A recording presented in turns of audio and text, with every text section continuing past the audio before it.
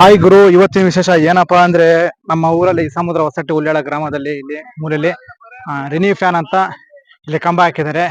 ಇಷ್ಟು ವರ್ಷಗಳ ಕಾಲ ನಮ್ಮ ಹಳ್ಳಿಯವರು ಸುತ್ತಮುತ್ತ ಕರ್ನಾಟಕದಲ್ಲಿ ಎಲ್ಲ ಕೆಲಸ ಮಾಡ್ತಾ ಇದ್ರು. ಇವಾಗ ಅವರಿಗೆ ಯಾವುದೇ ರೀತಿ ಮಾಹಿತಿ ಕೊಡದಲೆ ಮತ್ತೆ ನೋಟಿಸ್ ಕೊಡದಲೆ ಸಡನ್ ಆಗಿ ತೆಗೆದಾಕಿದ್ದಾರೆ, ಕೆಲಸದಿಂದ ವಜಾ ಮಾಡಿದ್ದಾರೆ. ನೋಡಿ, ಇವರೆಲ್ಲ ಪ್ರತಿಭಟನೆ ಮಾಡ್ತಾ ಇದ್ದಾರೆ ಸಾಕಷ್ಟು ಜನ. ಏನಪ್ಪಾ ಅಂದ್ರೆ ದುಃಖಕರವಾದ ವಿಷಯ. ಇವಾಗ ನಮ್ಮ ಸ್ಟಾರ್ಟಿಂಗ್ ಮಾಡ್ಬೇಕಾದ್ರೆ ನಮ್ಮ ಕರ್ನಾಟಕದ ಕೆಲಸ ಬೇಕು. ಮತ್ತೆ ಇವಾಗ ಕೆಲಸ ಎಲ್ಲ ಮುಗಿದ ಮೇಲೆ ನಮ್ಮ ಕರ್ನಾಟಕದ ಹುಡುಗರ ಅವಶ್ಯಕತೆ ಇಲ್ಲ. ಯಾಕಪ್ಪ ಅಂದ್ರೆ ನಮ್ಗೆ ಊಟ ಮಾಡಕ್ಕೆ ಕರ್ನಾಟಕದ ಊಟ ಬೇಕು, ಮತ್ತೆ ಕರ್ನಾಟಕದ ಗಾಳಿ ಬೇಕು, ಕರ್ನಾಟಕದ ಜಾಗ ಬೇಕು, ಮತ್ತೆ ನಮ್ಮ ಕರ್ನಾಟಕ ರೈತರ ಹೊಲಗಳು ಬೇಕು, ಜಮೀನು ಬೇಕು ಅಂತ ಹೇಳ್ಕೊಂತ ಇವಾಗ ಸೆಂಟ್ರಲ್ ಗೌರ್ಮೆಂಟ್ ಪರ್ಮಿಷನ್ ತಂದಿದ್ದಾರೆ. ಮತ್ತೆ ಗೊತ್ತಿಲ್ಲದವರಿಗೆ ಪರ್ಮಿಷನ್ ತಂದಿದ್ದಾರೆ ಅಂತ ಹೇಳ್ತಾ ಇದ್ದಾರೆ. ನೋಡಿ, ಸುಮಾರು ಏನಂದ್ರೆ 39 ಜನರಿಂದ ಮೇ ಬಿ ಎಷ್ಟು ಜನ ತೆಗೆದಿರೋದು, 36 ಜನ, ಇಷ್ಟೊಂದು ಜನ ವಜಾ ಮಾಡಿದೆ ಕೆಲಸದಿಂದ. ಇವಾಗ ಇಲ್ಲಿದ್ದಾರೆ ಒಬ್ಬ ಮಾಹಿತಿ.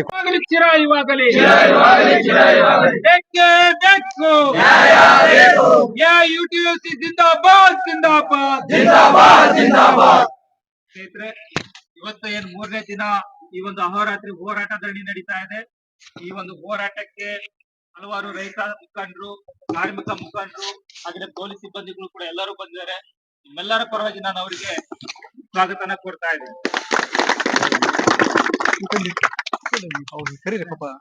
ಆಮೇಲೆ ಈಗಾಗಲೇ ಕೆಲಸದಿಂದ ಏನ್ 10 ಜನ ಉಳಿಸ್ಕೊಂಡಿದ್ದಾರೆ, ಅವ್ರ ಜೊತೆ ಇವ್ರನ್ನು ಕೂಡ ತಗೋಬೇಕು. ಯಾವುದೇ ಸೇವಾ ಭಂಗ ಇಲ್ದೇನೆ ಇಲ್ಲಿ ಬ್ರೇಕಪ್ ಆಗ್ಬಾರ್ದು ಮಧ್ಯೆ.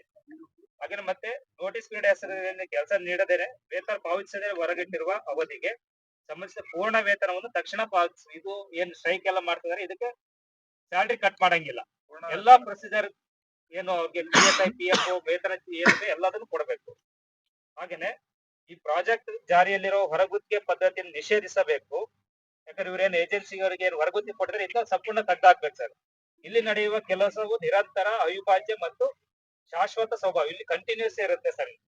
ಇಲ್ಲಿ 1 ಸೆಕೆಂಡ್ ಕೂಡ ನಿಂತ್ಕೊಳ್ಳಲ್ಲ. ಇದು ಕರೆಂಟ್ ಆಗಿ ಇದು ಶಾಶ್ವತ ಹುದ್ದೆ ಆಗಿರೋದ್ರಿಂದ ಇಲ್ಲಿ ಪರ್ಮನೆಂಟ್ ಎಂಪ್ಲಾಯೀಸ್ ನ ತಗೋಬೇಕು.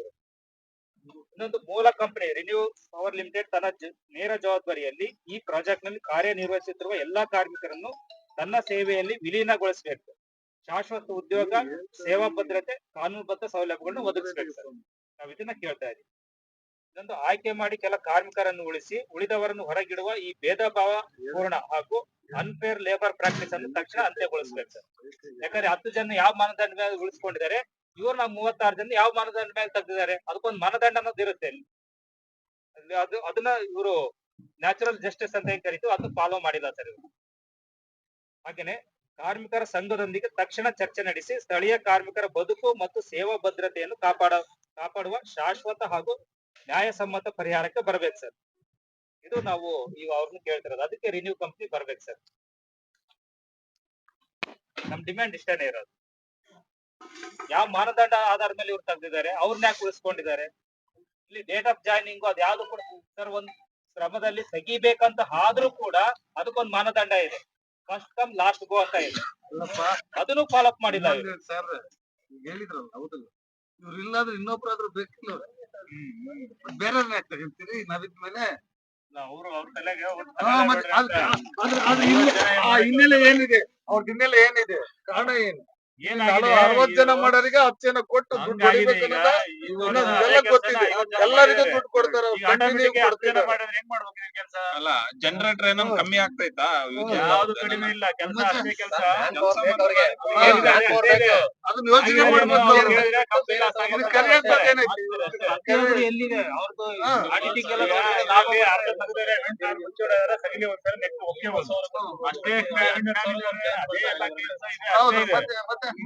ಲೇಬರ್ಸ್ ಬೇಡ ಕೆಲಸ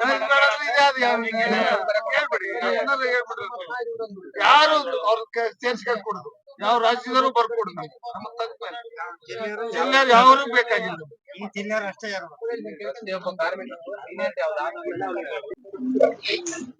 ಹೋರಾಟಕ್ಕೆ ಪ್ರತಿಭಟನಾ ಮಾಡ್ತಿದ್ದಾರೆ. ಸುಮಾರು ಇಲ್ಲಪ್ಪ ಅಂದ್ರೆ 36 ಜನ ಕೆಲಸದಿಂದ ವಜಾ ಮಾಡಿದ್ದಾರೆ. ಇವರೆಲ್ಲ ಸಿಬ್ಬಂದಿ ವರ್ಗದ ಅವ್ರಿಗೂ ತುಂಬಾ ಧನ್ಯವಾದ ಅಂತ ರಕ್ಷಣೆ ಕೊಡ್ತಾ ಇದ್ದಾರೆ. Thank you. ಎಷ್ಟು ದಿನ ತೆಗೆದು? ಇವತ್ತು 3 ದಿನ. ಬಾಬಣ್ಣವರು ಇದ್ದಾರೆ, ಜಿಲ್ಲಾಧ್ಯಕ್ಷ ಆಗಿರುವಂತಹ ಬಹಳ ಜನ ಇದ್ದಾರೆ. ಇಲ್ಲಿ ಒಬ್ಬರಿದ್ದಾರೆ, ಯಾವ ರೀತಿ ನಾವು ಚೇತನ್ ಬೋರೇನಹಳ್ಳಿ ಅಂತ ಸರ್. ನಾವು ಚಿತ್ರದುರ್ಗ ಜಿಲ್ಲೆಯವರು. ಒಂದ್ ವಾರದಿಂದ ಫೋನ್ ಮಾಡ್ತಿದ್ರು ಯಾರೋ ಯುವಕರು, ಕಾರ್ಮಿಕರು. ಇಲ್ಲೇನಿಲ್ಲಿ ರಿನೋ ಪವರ್ ಲಿಮಿಟೆಡ್ ಅಂತ ಒಂದು ಕಂಪ್ನಿ ಇದೆ. ಕಂಪ್ನಿಗೆ ಇವ್ರು ನಮ್ಮ ರೈತರ ಜಮೀನ್ ತಗೊಂಡು ಮೊದ್ಲು ಆಶ್ವಾಸನೆ ಕೊಟ್ಟಿದ್ರು ಏನಂತ, ಇವ್ರನ್ನ ಕೆಲ್ಸಕ್ಕೆ ಸೇರ್ಸ್ಕೊಂತೀವಿ, ಈ ಗಾಳಿ ಫ್ಯಾನ್ ಸ್ಟಾರ್ಟ್ ಆದಾಗಲೇ ಕೆಲ್ಸಕ್ಕೆ ಸೇರ್ಸ್ಕೊಂತೀವಿ, ಕೆಲ್ಸಕ್ಕೆ ಸೇರ್ಪಡೆ ಮಾಡ್ಕೊಂಡು ಕೊನೆ ತಿಂಗಳಿಂದ ಸತತವಾಗಿ ಅಹೋರಾತ್ರಿ ಪ್ರತಿಭಟನೆ AITUC ಸಂಘ ಒಗ್ಗೂಡಿ ಅವ್ರ ಜೊತೆಗೆ ನಾವು ಹೋರಾಟಕ್ಕೆ ಕೂತಿದ್ವಿ. ಯಾಕಂದ್ರೆ ಇವ್ರು ನ್ಯಾಯ ಕೊಡಿಸ್ಬೇಕು. ನ್ಯಾಯ ಅಂದ್ರೆ ಯಾವ ರೀತಿ ಅಂತಂದ್ರೆ, ಇವ್ರು ಯಾರಿಗೆ ಅನ್ಯಾಯ ಆಗಿದೆಯಲ್ಲ, ಇವ್ರಿಗೆ ಕಾರ್ಮಿಕರಿಗೆ, ಯುವಕರಿಗೆ ಎಲ್ಲ 30-35 ಯುವಕರು ಇದನ್ನೇ ನಂಬ್ಕೊಂಡು ಅವ್ರ ಫ್ಯಾಮಿಲಿಗಳು ಜೀವನ ಮಾಡ್ತಿದ್ದಾರೆ. ರೈತರು ಎಲ್ಲ ಇಲ್ಲಿ ಕೂತಿರೋ ರೈತರ ಮಕ್ಳೇ ಸರ್. ಪ್ರತಿಯೊಬ್ರು ರೈತರ ಮಕ್ಳೇ, ಬಡವ್ರ ಮಕ್ಳಿರಿ. ಯಾರು ಶ್ರೀಮಂತರ ಮಕ್ಳು, ಆ ಗರ್ಭ ಶ್ರೀಮಂತರ ಮಕ್ಳು, ಆ ಗರ್ಭ ಶ್ರೀಮಂತರು ಹೋರಾಟಕ್ಕೂ ಯಾವತ್ತೂ ಬರೋದಿಲ್ಲ, ಅದು ಬೇರೆ ವಿಚಾರ.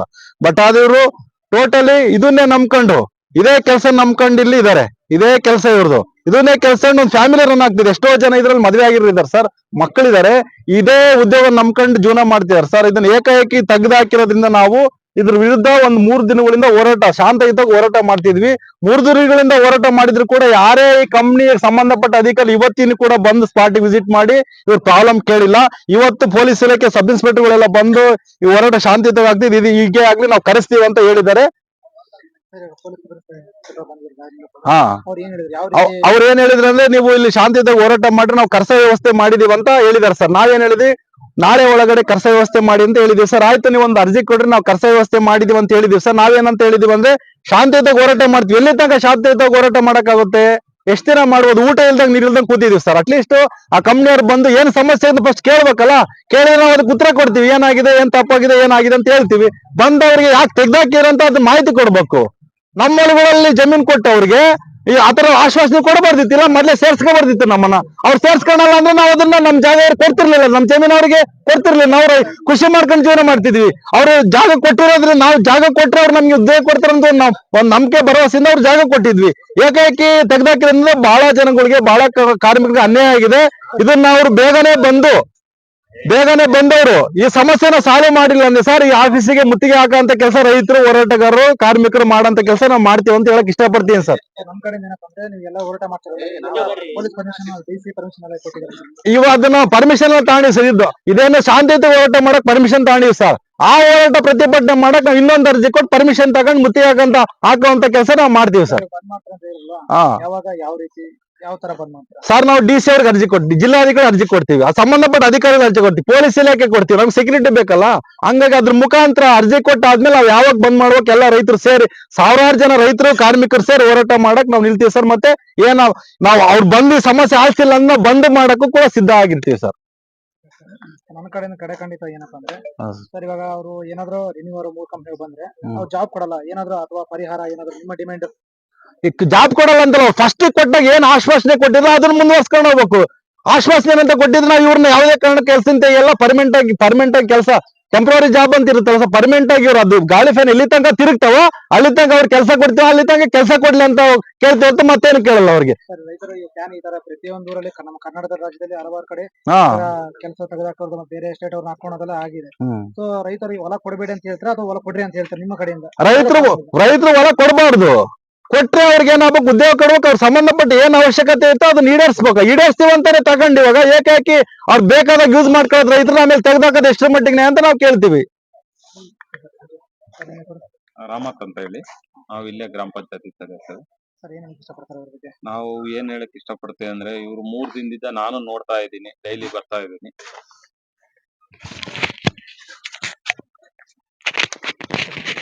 ಯಾಕಂದ್ರೆ 3 ದಿನದಿಂದ ಇವರು ಇಲ್ಲೇನೆ ಅಡಿಗೆ ಮಾಡ್ಕೊಂಡು ಇಲ್ಲೇ ಊಟ ಮಾಡಿ, ಅದ್ರಲ್ಲಿ ಒಂದು ನನಗ್ ಗೊತ್ತಿದ್ದಂಗ ಒಂದ್ 2 ಮೂವರು ಹುಷಾರಿಲ್ದಂಗ ಹಾಸ್ಪಿಟ್ಲಿಗೆ ಹೋಗಿ ಅಡ್ಮಿಂಟ್ ಆಗಿದ್ದಾರೆ. ಬಹಳ ಕಷ್ಟ ಅನುಭವಿಸಿದ್ದಾರೆ. ಅವ್ರು ಯಾರು ಬೇರೆಯವರಲ್ಲ, ಎಲ್ಲ ರೈತರು ಮಕ್ಕಳೇ, ಇಲ್ಲಿ ಲೋಕಲ್ನರೆ. ಅವರು ಜಮೀನ್ ಕೊಟ್ಟಿರೋರಾಗಿರ್ಬೋದು, ಅವ್ರಿಗೆ ಅಡ್ಡಾಡಕ್ಕೆ ಕಂಪ್ನಿಯವ್ರಿಗೆ ಅಡ್ಡಾಡಕ್ಕೆ ರಸ್ತೆ ಕೊಟ್ಟಿರೋರಾಗಿರ್ಬೋದು, ಅವ್ರು ಏನು ವಿಂಡ್ ಪವರ್ ಜನರೇಟರ್ ಆಗಿದ್ನ ಬೇರೆ ಕಡೆ ಟ್ರಾನ್ಸ್ಫರ್ ಮಾಡಕ್ಕೆ ಕಂಬಗಳು ಹಾಕಕ್ ಕೊಟ್ಟಿರೋರಾಗಿರ್ಬೋದು, ಎಲ್ಲಾ ರೈತರು ಮಕ್ಕಳೇ ಅವ್ರೇನೆ. ಆದ್ರೂ ಇಷ್ಟೆಲ್ಲ ನಾವು ಇವ್ರ ವಿರುದ್ಧ ಹೋರಾಟನೂ ಮಾಡ್ಕೊಂಡ್ ಬಂದಿದ್ವಿ. ಇವರೆಲ್ಲ ಇಲ್ಲಿಗಲ್ ಆಗೇ ಮಾಡ್ತಿದ್ದಾರೆ. ಏನಂದ್ರೆ ಈಗ ನಮಗ್ ಗೊತ್ತಿದ್ದಂಗೆ ಯಾವ್ದು ಏನು ತಗೊಂಡಿಲ್ಲ, ಎನ್ನೇನು ಮಾಡ್ಸಿಲ್ಲ, NOC ತಗೊಂಡಿಲ್ಲ, ಕಂದಾಯನೂ ಕಟ್ಟಿಲ್ಲ, ಪಂಚಾಯತಿಲಿ ಪರ್ಮಿಷನ್ ತಗೊಂಡಿಲ್ಲ, DC ಇದ್ದನು ತಗೊಂಡಿಲ್ಲ. ಮತ್ತೆ ಇವ್ರೇನ್ ಕಂಬಗಳು ಇದಾವೆ, ಇವರು ಕೆರೆಗೊಳಗ್ ಹಾಕಿದ್ದಾರೆ, ಗೋಮಾಳಗೊಳಗ್ ಹಾಕಿದ್ದಾರೆ. ಸೆಂಟ್ರಲ್ ಗೌರ್ಮೆಂಟ್ ಅಂತ ಹೇಳ್ತಾರಲ್ಲ, ಮತ್ತೆ ಹೇಗೆ? ಸೆಂಟ್ರಲ್ ಗೌರ್ಮೆಂಟ್ ಒಂದು ಆದೇಶ ಕೊಟ್ಟಿರುತ್ತೆ, ಜಿಯೋ ಕಾಪಿ ಕೊಟ್ಟಿರುತ್ತೆ. ಇಲ್ಲ ಅದನ್ನು ನೋಡಿದೆ.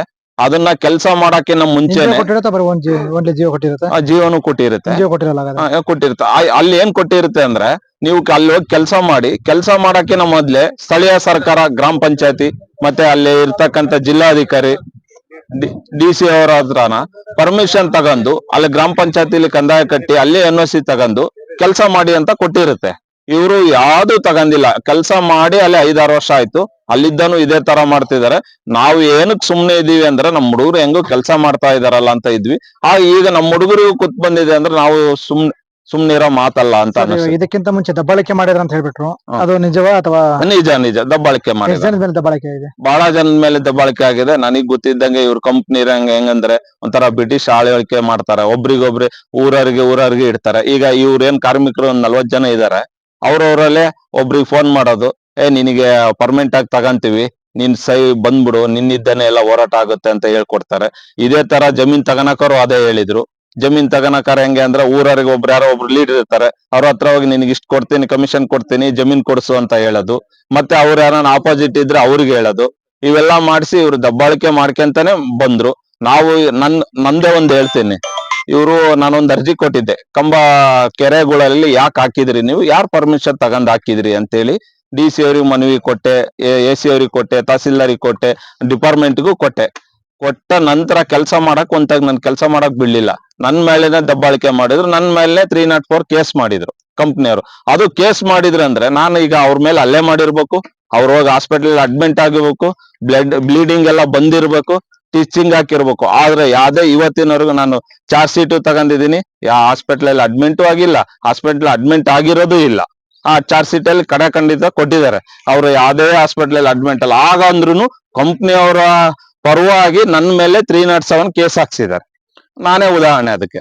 ಸರ್, ಇವಾಗ ಗ್ರಾಮ ಪಂಚಾಯತ್ ಸದಸ್ಯ ಅಂತ ಹೇಳ್ತಿರಲ್ವಾ, ಹಾ. ಕೊನೆಯದಾಗಿ ಇವ್ರಿಗೆಲ್ಲ ಏನ್ ಹೇಳಕ್ ಇಷ್ಟಪಡ್ತಾರೆ? ನಿಮ್ ಜೊತೆಲಿ ಬೆಂಬಲ ನಮ್ಗೆ ಅನ್ಸ್ದಂಗ ನಮ್ ಗ್ರಾಮ ಪಂಚಾಯತಿ ಸದಸ್ಯರು, ಅದ್ರಾಗೂ ನಮ್ಮ ಯಳಗೋಡ್ ಪಂಚಾಯತಿ ಇವ್ರಿಗೆ ಯಾವಾಗ್ಲೂ ಬೆಂಬಲ. ಈಗ ಒಂದೇ ಅಲ್ಲ, 0 ಪಾಯಿಂಟ್ ಅಜ್ಜಪ್ಪನಹಳ್ಳಿಲಿ ಇತ್ತು, ಅವಾಗ ಒಂದ್ ಟೈಮ್ ಹಿಂಗೆ ತೆಗೆದಾಕಿ ಬೇರೆಯವ್ರನ್ನ ತಗೊಂಡಿದ್ರು.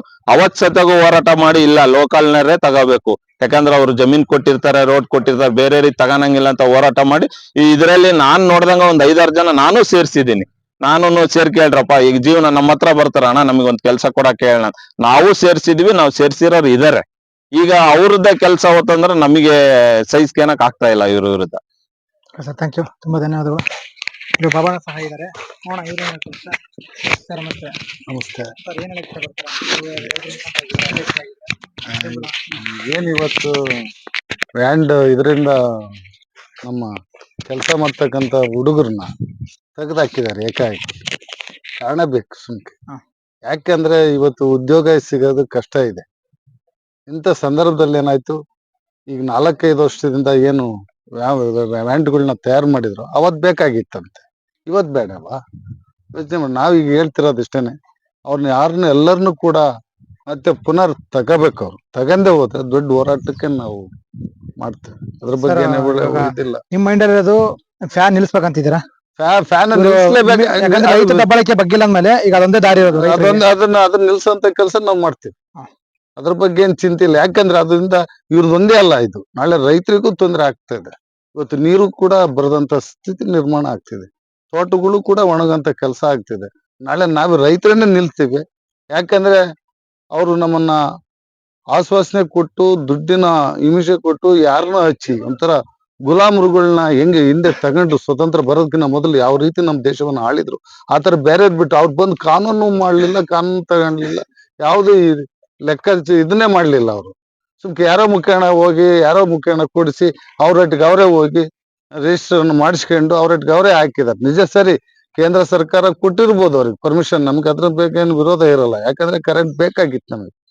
ಕರೆಂಟ್ ಬಂದ್ರೆ ಅದು ರೈತರಿಗೆ ತೊಂದರೆ ಆಗ್ಬೋದು ಅನ್ನೋದೇ ನಮ್ದು ವಿರೋಧ. ಆದ್ರೆ ಕರೆಂಟ್ ಬೇಕಾಗಂತ ಹೇಳಿದ್ರ, ಈ ಕೆಲಸ ನಮ್ ಕರ್ನಾಟಕ ಮಾಡಿಸ್ಕೊಂಡು ಬೇರೆ ರಾಜ್ಯದವ್ರ ಮತ್ತೆ ಬಿಟ್ಕೊಡಕ್ಕೆ ನಮ್ ಕೈಲಿ ಆಗಲ್ಲ. ಯಾಕಂದ್ರೆ ಇವಾಗ ನಾವ್ ಏನಪ್ಪಾ ಎಲ್ಲ ರೆಡಿ ಮಾಡ್ಕೊಟ್ಟು ಪ್ರತಿಯೊಂದು ಇವಾಗ ಊಟಕ್ಕೆ ಮಾತ್ರ ನೀವು ಮಾಡ್ರಿ ಅಂತ ಅದು ಹೇಳಿದ್ರೆ ತಪ್ಪಾಗುತ್ತೆ. ಸೊ ಯಾವ ರೀತಿ? ನಾನು ಅದನ್ನೇ ಹೇಳ್ತಿರೋದು. ಈಗ ನಮ್ಮವ್ರು ತೆಗೆದು ಬೇರೆಯವ್ರನ್ನ ತಗೊಳಕ್ಕೆ ಇದು ಹುನ್ನಾರ ಮಾಡ್ತಾ ಇದ್ರು, ಕುತಂತ್ರ ಮಾಡ್ತಿದ್ದಾರೆ. ಇದ್ರೊಳಗಡೆ ಡಿಮ್ಯಾಂಡ್ ಏನಾದ್ರು ಲಂಚ ತಗೊಳಕ್ಕೆ ಅವ್ರು ತಗೊಳಕ್ಕಾಗಿನೇ ಇದು ಮಾಡ್ತಿರೋದು. ಯಾಕೆ ಗೊತ್ತಿ, ಏನ್ ಅಧಿಕಾರಿಗಳು ಬಂದಿದ್ದಾರೆ, ಇಲ್ಲಿ 40 ಜನಕ್ಕೆ ನೌಕರಿ ಕೊಟ್ಟಿದ್ರೆ ಅಲ್ಲೇ 10 ಜನ ತಗೊಂಡ್ಬಿಟ್ರೆ ಅವ್ರು 40 ಜನದ್ದು ದುಡ್ಡು ಹೊಡಿಬೇಕು ಅನ್ನೋದೇ ಹುನ್ನಾರ. Okay, ಅಲ್ಲ ಸರ್, ಈಗ ಅವ್ರ 10 ಜನದ್ದು ಮತ್ತೆ ಇವ್ 4 ಜನದ್ದು 40 ಜನ 4 ಜನ ಕೆಲಸ 10 ಜನ ಮಾಡ್ತಾರ. ಅವ್ರು ಮಾಡ್ತೀವಿ ಅಂತಲೇ ಅದು ಉದ್ದೇಶ ಇಟ್ಕೊಂಡಿದಾರ. ಅವರು ಹಾ.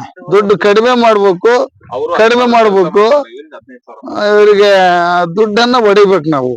ಕಂಪ್ನಿಯವ್ರು ಯಾರು ಬರ್ತಾ ಇಲ್ಲ, ಎಲ್ಲ ಈ ಕೆಲಸ ಮಾಡೋಂತಾರೆ ಈ ಕೆಲಸ ಮಾಡ್ತಿರೋದು.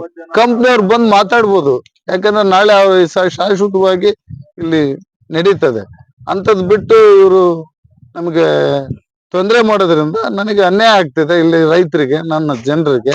ಅದಕ್ಕೆ ಯಾವ ಕಾರಣಕ್ಕೂ ತೊಂದರೆ ಆಗ್ಬಿಡ್ದು, ಎಲ್ಲರನ್ನೂ ಕೂಡ ಪುನರ್ ಮತ್ತೆ ತಗೋಬೇಕು, ಕೆಲಸ ಮಾಡಿಸ್ಬೇಕು. ಇಲ್ಲದೆ ಹೋದ್ರೆ ನಾವು ರೋಡ್ಗಳನ್ನ ಬಂದ್ ಮಾಡ್ತೇವೆ. ರೋಡ್ ಬಂದ್ ಮಾಡ್ತೇವೆ. ಅವ್ರಂತೂ ಓಡಾಡ್ಬೇಕು. ಅವ್ರು ಓಡಾಡ್ದಂಗೆ ನಾವ್ ಮಾಡ್ತೀವಿ, ಬಂದ್ ಮಾಡ್ತೀವಿ ಅಷ್ಟೇ. ಅವಾಗ ಮುಂದೆ ಆಗ್ತಕ್ಕಂಥದ್ದು ಹೆಂಗ್ ಯೋಚನೆ ಮಾಡ್ಲಿ.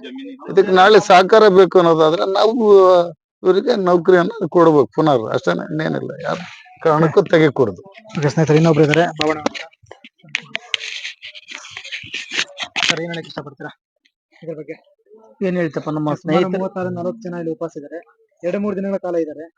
ಯಾಕಂದ್ರೆ ಅಸ್ತವನಿಗೆ ಗೊತ್ತು ಏನು ಅಷ್ಟ ಕಷ್ಟ ಏನಂತ. ಯಾಕಂದ್ರೆ ಪ್ರತಿಯೊಂದು ರೈತರು ಮನೆಯನ್ನೇ ತೋರಿಸಿರಲ್ಲ ಅಂತ ಹೇಳ್ತಾರೆ. ಯಾವ್ದು ಈಗ 3 ದಿನದಿಂದ ನಮ್ಮ ಕಾರ್ಮಿಕ ಮಿತ್ರರು ಸ್ಟ್ರೈಕ್ ಮಾಡ್ತಾ ಇದ್ದಾರೆ. ನಾವು 3 ದಿನದಿಂದನೂ ಸಹ ಬರ್ತಾನೆ ಇದೀವಿ. ಸೊ ಈ ಬಂದಾಗ ಈ ಮಕ್ಕಳಿಗೆ ಒಂದು ಈ ಕಾರ್ಮಿಕ ವರ್ಗದ ಒಬ್ಬರು ರೆಸ್ಪಾನ್ಸ್ ಮಾಡಿಲ್ಲ. ಒಂದು ಕುಡಿಯೋ ನೀರು ಕೊಟ್ಟಿಲ್ಲ, ಇವರು ಸ್ನಾನ ಮಾಡಕ್ ವಾಷಿಂಗ್ ರೂಮ್ ಬಳಸಕ್ ಬಿಟ್ಟಿಲ್ಲ. ಅಲ್ಲಿ ಶಾಮಿಯನ್ ಮೇಲೆ ನಮ್ಮ ಈ ಮಕ್ಕಳ ಮೇಲೆ ಹಲ್ಲೆ ಮಾಡಿದ್ದಾರೆ. 1-2 ಇವ್ರು ಮಾಡ್ತಾರೆ ಅನಾಚಾರ. ಚಿನ್ನು ಸೂಜಿ ಅಂತ ಕಣ್ಣಿಗೆ ಇಟ್ಕೊಳಕ್ಕಾಗಲ್ಲ. ಇವ್ನು ಯಾವನೋ ನಮಗೆ ಕರೆಂಟ್ ಕೊಡ್ತಾನಂತ ನಮ್ಮ ಮಕ್ಕಳನ್ನ ಹೊರಗಾಕಿದ ಸುಂದರಕ್ಕಾಗತ್ತಾ? ಬೇರೆ ರಾಜ್ಯದವ್ರನ್ನ ಕರ್ಕೊಂಡ್ಬಂದು ನಮ್ಮ ಮಕ್ಕಳನ್ನ ಹೊರಗಾಕಿರಿ ಸುಂದರಕ್ಕಾಗುತ್ತಾ? ಸರ್, ನಮ್ಮ ರಾಜ್ಯದಿಂದ ಎಲ್ಲ ಪ್ರತಿಯೊಂದು ಸರಬರಾಜು ಆಗ್ತಾ ಇದೆ. ಈಗ ಬೇರೆ ರಾಜ್ಯದಿಂದ ಬರ್ತಾ ಇಲ್ಲ. ಯಾಕೆ ನಮ್ಮ ಕರ್ನಾಟಕ ರಾಜ್ಯದಿಂದ ಪ್ರತಿಯೊಂದು ತರಕಾರಿ ಆಗಿರ್ಲಿ, ಯಾವುದೇ ಆಗಿರ್ಲಿ, ಪ್ರತಿಯೊಂದು ಪದಾರ್ಥಗಳು ಎಲ್ಲ ಬೇರೆ ರಾಜ್ಯಕ್ಕೆ ಮತ್ತೆ ಔಟ್ ಆಫ್ ಕಂಟ್ರಿ ಹೋಗ್ತಾ ಇದೆ. ಮತ್ತೆ ಇದು ಸ್ಟೇಟಿಗೆ ಕರ್ಕೊಂತಾರಲ್ಲ, ಯಾಕೆ ಈ ತರ? ಅದೇ ಭೇದ ನೀತಿ. ಈಗ ನಮ್ಮಲ್ಲಿ ಈ ನಮ್ಮ ಭಾರತ ವ್ಯವಸ್ಥೆಯಲ್ಲಿ ಜಾತಿ ಅತ್ಯಂತ ಪ್ರಮುಖವಾದ ವ್ಯವಸ್ಥೆ. ಇದು ಎಷ್ಟು ಶತಮಾನ ಕಳೆದ್ರು ಈ ಜಾತಿ ವ್ಯವಸ್ಥೆ ಹೋಗಲ್ಲ. ಎಲ್ಲವನ್ನು ರಾಜಕೀಯ ಮಾಡೋದಾದ್ರೆ ಅಧಿಕಾರಿಗಳು ಅಧಿಕಾರ ಮಾಡೋದು ಆ ಜಾತಿ ವ್ಯವಸ್ಥೆ ಮೇಲೆ. ಸುಮ್ಮನೆ ಮೇಲೆ ಕಾಲ್ನೋಟಕ್ಕೆ ಇಲ್ಲಿ ಏನಾಗ್ಬಿಟ್ಟಿದೆ ಅಂದ್ರೆ ಎಲ್ಲ ರಾಮರಾಜ್ಯದಲ್ಲಿ ರಾವಣ್ರೆ ಒಂದಲ್ಲ ಒಂದು ಯುದ್ಧದಲ್ಲಿ. ಇಲ್ಲಿ ಅವ್ರ ಭಾಷೆನ ಅವ್ರು ತಂದಕ್ಕೆ ಅಂತಾರೆ. ಇಲ್ಲಿ ಈ ಮಕ್ಕಳು ಸುಮಾರು 5 ವರ್ಷ ಮಾಡಿದ್ದಾರೆ. 5 ವರ್ಷ ಆದ್ಮೇಲೆ ಒಂದು ಕಾರ್ಮಿಕ ಒಂದು ರೂಲ್ಸ್ ಇದೆ, ಕಾಯಂ ಮಾಡ್ಕೋಬೇಕು ಇವ್ರನ್ನ ಅಂತ. ಇವ್ರಿಗೆ ಕಾಯಂ ಮಾಡ್ಕೊಂಡ್ರೆ ವೇತನ ಜಾಸ್ತಿ ಮಾಡ್ಬೇಕು, ಇವ್ರು ಕೊಡ್ಬೇಕಂತ ಎಲ್ಲಾ ಫಂಡ್ಗಳನ್ನ ಜಾಸ್ತಿ ಮಾಡ್ಬೇಕು. ಸೊ ಹಂಗಾದಾಗ ಇವ್ರು ತೆಗೆದಾಕ್ತಾರೆ. ಯಾವನೋ ಒಬ್ಬನ ಬಿಕಾರಿನ ತಂದು ಇಟ್ಕೊಳ್ತಾರೆ ಅವ್ರ ಕಡೆನ.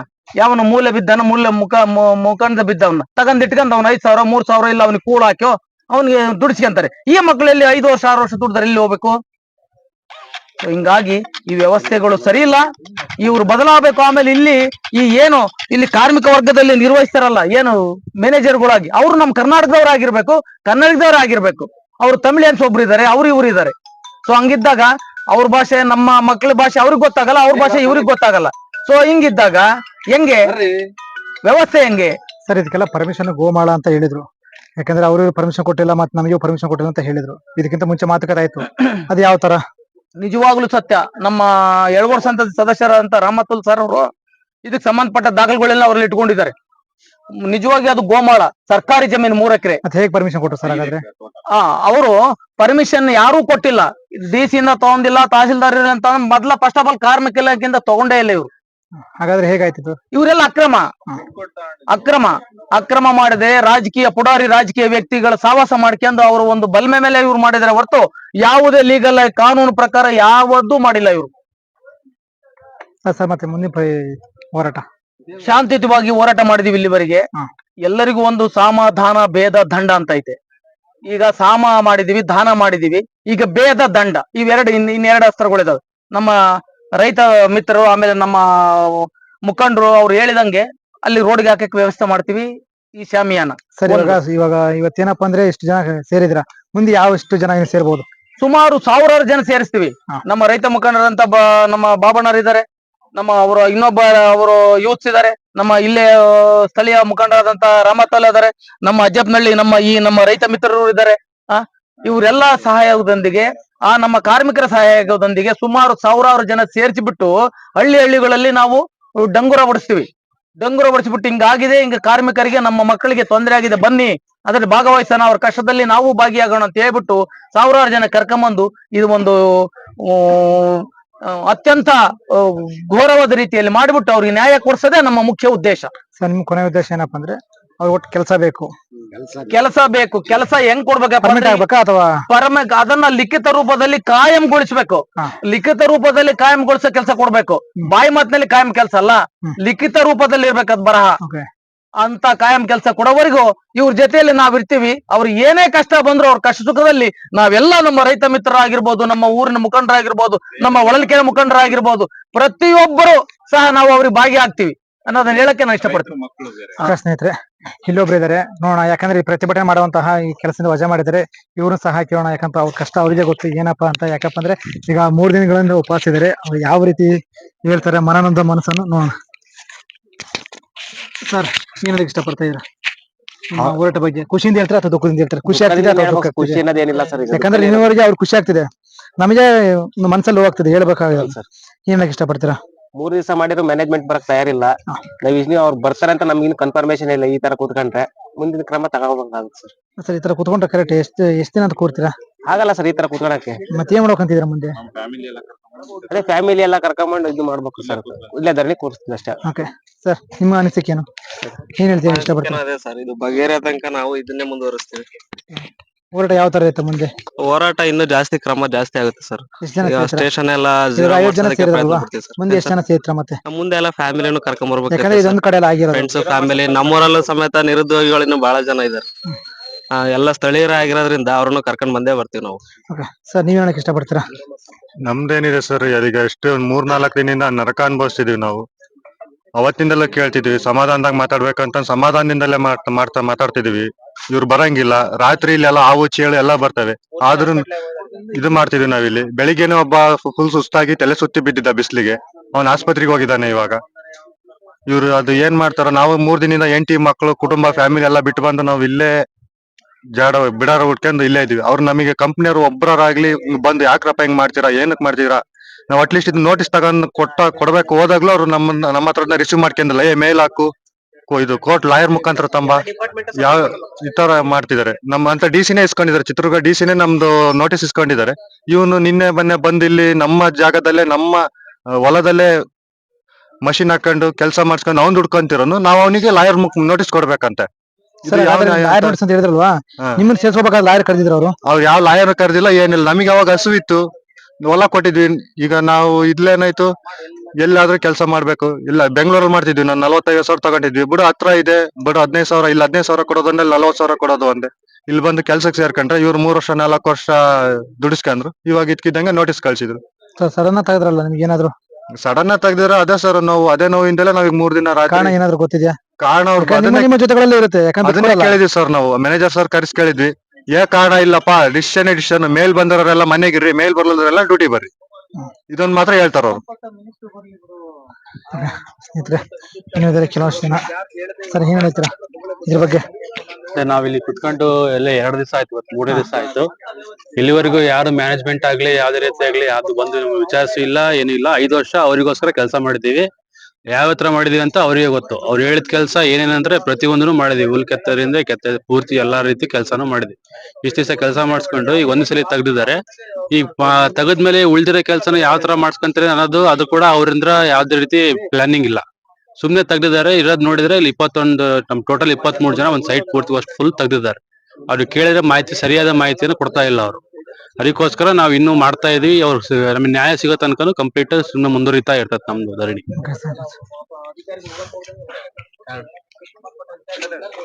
ಸರ್ ನೀವ್ ಹೇಳಕ್ ಇಷ್ಟಪಡ್ತಾ ಇದ್ರ ಬಗ್ಗೆ? ಸರ್ ನಾವ್ ಅದೇ ಈಗ 3 ದಿನದಿಂದನೂ ಏನು ಅಹೋರಾತ್ರಿ ಪ್ರತಿಭಟನೆ ನಡೆಸ್ತಾ ಇದೀವಲ್ಲ, ಇದು ನಮಗೆ ಒಟ್ಟು ಅದೇ ಪೂರಾ ಈ ಪ್ರತಿಭಟನೆ ಮೂಲ ಉದ್ದೇಶ ಏನಂತಂದ್ರೆ ನಮಗೆ ಪೂರಾ ನ್ಯಾಯ ಸಿಗ್ಬೇಕು. ಮತ್ತೆ ನಮಗೆ ಮೊದಲಿನಂತೆ ಜಾಬ್ ಕೊಡ್ಬೇಕು. ಅದು ಅವ್ರೇನ್ ಬಂದು ಕಂಪ್ನಿ 3 ಕಂಪ್ನಿ ಏನ್ ಜವಾಬ್ದಾರ ಇದಾರಲ್ಲ, ಅವ್ರು ಬಂದು ಮಾತಾಡತನ ನಾವ್ ಇದೇ ರೀತಿ ಧರಣಿ ನಡೆಸ್ತೀವಿ. ಹೀಗಾಗಿ ಇದಕ್ಕೆ ಅವ್ರೇನ್ ಈಗ ಪೊಲೀಸರು ಅವ್ರು ಬಂದ್ ಏನ್ ನಮಗೆ ಏನು ಟೈಮಿಂಗ್ಸ್ ಕೊಟ್ಟಿದಾರಲ್ಲ, ಆಯ್ತು ಅದನ್ನ ಕಾಯ್ತೀವಿ ನಾವು. ನಾಳೆ ಅವ್ರೇನ್ ಕಂಪ್ನಿದವ್ರು ಕರೆಸಿ ಏನ್ ಮಾತಾಡ್ತಾರ ಅಂತ ಹೇಳ್ತಾರಲ್ಲ, ಅದಕ್ಕೂ ನಾವು ಓಕೆ ಮಾಡಿದೀವಿ. ಅದ್ರ ಮುಂದಿಂದ ಅದಕ್ ಅವಾಗೂ ನ್ಯಾಯ ಸಿಗ್ಲಿಲ್ಲ ಅಂತಂದ್ರೆ ಅದಕ್ಕೆ ಏನ್ ಮಾಡ್ಬೇಕಾಗಿದ್ದು ಪ್ರತಿಭಟನೆ ಉಗ್ರ ರೂಪ ಅದು ಮುಂದೆ ಹೋಗುತ್ತೆ. ಸರ್ ನೀವ್ ಹೇಳಕ್ ಇಷ್ಟಪಡ್ತೀರಾ? ಏನಿಲ್ಲ ಸರ್, ನಮ್ಗೆ ಹೋರಾಟಕ್ಕೆ ಜಯ ಸಿಗೋವರೆಗೂ ನಾವು ಈ ಧರಣಿಯಿಂದ ಎದ್ದೇಳಲ್ಲ ಸರ್. ನಮ್ಮ ಅಣ್ಣ ತಮ್ಮಂದ್ರೆ ಎಲ್ಲ ಹೇಳಿದ್ರೆ ಆಲ್ರೆಡಿ ಇದ್ರ ಬಗ್ಗೆ. ಸರ್ ಇವಾಗ ಪೊಲೀಸ್ ಅವರು ಹೇಳಿದ್ದಾರೆ ಎಸ್ ಅವರು ಹಾ, ನಾಳೆ ಸರ್. ಒಂದಿನ ಅವಕಾಶ ಅಂತ ಹೇಳಿದ್ದಾರೆ. ಹಾ ಸರ್, ಯಾವ ತರ ಸ್ಪಂದನೆ ಕೊಡ್ತೀರಾ ನೀವು ಅವರಿಗೆ? ನೋಡ್ತೀವಿ ಪೊಲೀಸ್ ಸರ್. ಈಗ ಸಿಬ್ಬಂದಿ ಹೇಳಿದಾರಲ್ಲ, ಅವ್ರು ಅವಕಾಶ ತಗೊಂಡಿದ್ದಾರೆ ಸರ್. ಅವ್ರಿಗೆ ಏನ್ ಹೇಳ್ತಾರೆ ನೋಡ್ಕೊಂಡು ಮುಂದಿನ ನಾವು ಧರಣಿ ಮಾತ್ರ ನಿಲ್ಸಲ್ಲ ಸರ್ ಇದು. Okay sir. ಸ್ನೇಹಿತರೆ, ಇವರೆಲ್ಲ ಸಹ ಪ್ರತಿಯೊಬ್ಬರು ಇದೆಲ್ಲ ಮನನೊಂದ ಮನಸ್ಸುಗಳು. ಇವರಿಂದಾಗಿ ಪ್ರತಿಯೊಬ್ಬರು ಎಲ್ಲರಿಗೋಸ್ಕರ ಒಳ್ಳೇದಾಗ್ಲಿ ಅಂತ ಬೇಡ್ಕೊಳ್ತಿದ್ದಾರೆ. ಇಲ್ಲೊಬ್ರು ಇದಾರೆ, ನೋಡೋಣ. ಸರ್, ಕೋರ್ಟಿಗೆ ಬಂದಿದ್ದೀರಾ? ಯಾವ ತರ ನಿಮ್ಗೆ ಅನಿಸ್ತಾ ಇದೆ? ದುಃಖಕರವಾದ ವಿಷಯ. ಇಲ್ಲಿ ಏನಪ್ಪಾ ಅಂದ್ರೆ ಮೇಜರ್ ಸಮಸ್ಯೆ ನಮ್ಮ ರೈತರದು. ರೈತರು ಹೆಂಗಪ್ಪ ಅಂದ್ರೆ ಕೆಲವು ಇವಾಗ ನಮ್ಮ ಡಾಕ್ಟರ್ ಗುರುಗಳು ಹೇಳಿದ್ರು ಮುಂಚೆಯಿಂದನು, ಇಲ್ಲಿ ನೀರ್ ಬರ್ತಾ ಇದೆ ಕೆರೆಗಳಿಗೆ ನೀರ್ ತಂದಿದ್ದಾರೆ. ಎಲ್ಲಾ ರೈತರಿಗೂನು ಅನುಕೂಲ ಆಗುತ್ತೆ. ಬೋರ್ ಓಡಿಸಿದ್ರೆ ನೀರ್ ಬೀಳ್ತಾ ಇದೆ, ಎಲ್ಲದೂನು ಇದೆ. ಆದ್ರೆ ಇಲ್ಲಿ ಸಮಸ್ಯೆ ಆಗಿರೋದು ಏನಪ್ಪಾ ಅಂದ್ರೆ ಇವರು ಯಾರೋ ಮೀಡಿಯೇಟರ್ ಮಾತುಗಳು ಕೇಳ್ಕೊಂಡು ಲ್ಯಾಂಡ್ ಡೆವಲಪರ್ ಅವರು ಇವರು ಮಾತು ಕೇಳ್ಕೊಂಡ್ಬಿಟ್ಟು ಇಲ್ಲಿರೋ ಜಮೀನ್ಗಳನ್ನೆಲ್ಲ ಮಾರ್ಕೊಂಡ್ರು. ಕ್ರಯಕ್ಕೋ ಇನ್ನೊಂದಕ್ಕೋ ಯಾವ್ದಕ್ಕೋ ಕೊಟ್ಬಿಟ್ಟು ಮಾರ್ಕೊಂಡು ಮಕ್ಕಳಿಗೆ ಏನೋ ಸೌಲಭ್ಯ ಸಿಗುತ್ತೆ, ಅವ್ರಿಗೆ ಒಂದ್ ನೌಕರಿ ಕೊಡ್ತೀವಿ ಅಂತ ಹೇಳ್ಬಿಟ್ಟು ಇಲ್ಲಿ ಕೆಲ್ಸಕ್ಕೆ ಸೇರ್ಸ್ಕೊಂಡ್ರು. 5 ವರ್ಷ ದುಡಿಸ್ಕೊಂಡ್ರು. ದುಡಿಸ್ಕೊಂಡ್ಬಿಟ್ಟು ಇವತ್ತು ಏಕಾಏಕಿ ಅವ್ರನ್ನ ಕೆಲ್ಸದಿಂದ ತೆಗ್ದಿದ್ದಾರೆ. ಅವ್ರ ಅಹೋರಾತ್ರಿ ಧರಣಿಯನ್ನು ಕುಂತಿದ್ದಾರೆ. ಅವ್ರಿಗೆ ಏನಿದ್ರು ನ್ಯಾಯ ಸಮ್ಮತವಾಗಿ ಅವ್ರಿಗೆ ನ್ಯಾಯ ಸಿಗ್ಬೇಕು. ಅದ್ರ ಪರ ನಮ್ಮ ಇಲ್ಲಿ ಏನ್ ಸುತ್ತಮುತ್ತ ಏನ್ ಇದೀವೋ ನಮ್ಮ ಸ್ಥಳೀಯರು ಮತ್ತೆ ಬೇರೆ ಬೇರೆ ಭಾಗದಿಂದಾನು ಬಂದಿದ್ದಾರೆ. ಅವ್ರೆಲ್ಲ ನಮ್ ಸಹಕಾರ ಅವ್ರಿಗೆ ಇರುತ್ತೆ ಯಾವಾಗ್ಲೂನು. ಸರ್, ನೀವು ಸಮುದ್ರ ಗ್ರಾಮ ಪಂಚಾಯತ್ ಸದಸ್ಯರಾಗಿದ್ರಿ. ನಿಮಗೆ ಇದಕ್ಕಿಂತ ಮುಂಚೆ ವಿಷಯ ಗೊತ್ತಾಗ ಯಾವ ತರ ಅನಿಸ್ತು ನಿಮ್ಗೆ? ಏನಿಲ್ಲ, ಇಲ್ಲಿ ಯಾವ್ಯಾವ ತರ ಇಲ್ಲಿಗಲ್ ಆಕ್ಟಿವಿಟೀಸ್ ನಡೆದು ಅನ್ನೋದು ಬಹಳ ಎಲ್ಲರಿಗೂನು ತಿಳಿದಿರೋ ವಿಚಾರನೇ. ಆದ್ರೆ ನಾವು ಪ್ರಾಮಾಣಿಕವಾಗಿ ಹೇಳ್ತೀವಿ, ನಾವು ಈ ವಿಚಾರದಲ್ಲಿ ನಾವು ಯಾವ್ದಕ್ಕೂನು ತಲೆ ಕೊಟ್ಟಿಲ್ಲ, ನಾವು ಯಾವ್ದಕ್ಕೂನು ತಲೆ ಕೆಡ್ಸ್ಕೊಂಡಿಲ್ಲ. ಅವ್ರು ಮಾಡ್ಕೊಂಡ್ರು ಅವ್ರು ಇವ್ರು ಮೀಡಿಯೇಟರ್ಗಳನ್ನ ಇಟ್ಕೊಂಡು ಇವ್ರು ಏನಪ್ಪಾ ಅಂದ್ರೆ ಏನೋ ಮೂಗಿಗೆ ತುಪ್ಪ ಸವರ್ಬಿಟ್ಟು ಯಾರ್ಯಾರನೋ ಬಲಿ ಮಾಡ್ಬಿಟ್ರು. ರೈತರು ಬಲಿ ಆಗಿದ್ರು, ರೈತರು ಮಕ್ಕಳು ಬಲಿ ಆದ್ರು. ಸರ್, ಇವಾಗ ಇವತ್ತು ನಮ್ ಭಾಗದಲ್ಲಿ ಅಡ್ಕೆ ಒಂಥರ ಅರೆಮಲ್ನಾಡು ಅಂತ ಇವಾಗ ಎಲ್ಲೇ ಬೋರ್ ಕೊರ್ಸಿದ್ರು ನೀರ್ ಸಿಗ್ತಾ ಇದೆ. ಅಡಕೆ ತೋಟಗಳು ಇವತ್ತು 40-50 ಲಕ್ಷ ರೂಪಾಯಿಗೆ ಒಂದ್ ಎಕರೆ ಜಮೀನಿದೆ. 18 ಲಕ್ಷ 15 ಲಕ್ಷ 7 ಲಕ್ಷ 3.5 ಎಕರೆ ಜಮೀನ್ಗೆ 27-28 ಲಕ್ಷ ರೂಪಾಯಿ ಖರೀದಿ ಮಾಡಿ ಅವರು ತಗೊಂಡ್ಬಿಡ್ತಾರೆ. ಇವತ್ತು ರೈತರು ಅನ್ಯಾಯಕ್ಕೆ ಒಳಗಾಗಿದ್ದಾರೆ ಹೊರತು ಅವರು ಕಂಪ್ನಿಯರಿಗೆ ಏನ್ ಲಾಸ್ ಆಗಿಲ್ಲ, ಏನು ತೊಂದ್ರೆ ಏನಾಗಿಲ್ಲ. ಅದ್ರ ಜೊತೆ ಬೇರೆ ಯಾರ್ಯಾರು ಬೇರೆ ತರ ದುಡ್ಡು ಮಾಡಕ್ ನೋಡಿದ್ರು. ಬಲಿಯಾಗಿದ್ದು ರೈತನ ಮಕ್ಕಳು. ಸರ್, ಇವಾಗ ಮತ್ತೆ ಮುಂದಿನ ಪೀಳಿಗೆಗೆ, ಯಾಕಂದ್ರೆ ಇವತ್ತು ಈ ಫ್ಯಾನ್ ಹಾಕಿದ್ದಾರೆ, ಮತ್ತೆ ನೆಕ್ಸ್ಟ್ ತಿರ್ಗಾ ಬೇರೆ ಕಂಪ್ನಿಯಿಂದ ಫ್ಯಾನ್ ಬರ್ತದೆ. ಅವ್ರು ಯಾವ ತರ ಖಂಡಿತ ನಿರ್ಧಾರ ಏನ್ ಹೇಳ್ತೀರಾ? ಅದಕ್ಕೆ ಇವಾಗ ಕೊಡ್ಬೇಕಾ ಅಥವಾ ಬೇಡ? ಯಾಕಂದ್ರೆ ಎಲ್ಲರೂ ಅನುಭವಿಸ್ತಿದಾರೆ ಕೊಟ್ಟು. ಸೆಂಟ್ರಲ್ ಸ್ಕೀಮ್ಗಳಲ್ಲಿ ನಾವು ಬೇರೆ ದೇಶದಿಂದ ಪೆಟ್ರೋಲು ಮತ್ತೆ ಬೇರೆ ಕಚ್ಚಾ ತೈಲ ವಸ್ತುಗಳನ್ನ ತರಿಸ್ತೀವ.